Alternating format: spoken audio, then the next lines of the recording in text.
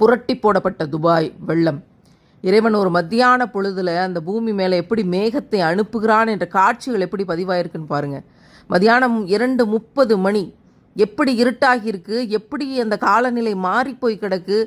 அங்கே இருக்கக்கூடிய நிலைமை என்ன, மத்தியான பொழுது கடுமையான சுட்டு இருக்கக்கூடிய வெயிலினுடைய தன்மை இருக்கக்கூடிய ஒரு பாலைவன நிலத்தை இறைவன் இப்படி புரட்டி போட்டான் என்றால் இது மிகப்பெரிய அத்தாட்சி. திருக்குறானில் இறைவன் சொல்கிறானே, எந்த இடத்துல எந்த சூழ்நிலையில் நீங்கள் கெட்ட தன்மை அதிகரிக்கிறீங்களோ, கெட்டவர்கள் அதிகரிக்கிறார்களோ, அப்போது நான் இயற்கையை இறக்குவேங்கிறான்ல, காற்றை மாற்றுவேன், புயலாக மாற்றுவேன்னு சொன்னானே, அந்த அத்தாட்சி, அந்த புயல் மேகங்கள் எப்படி அந்த காட்சியில் கொஞ்சம் கொஞ்சமாக வர ஆரம்பித்து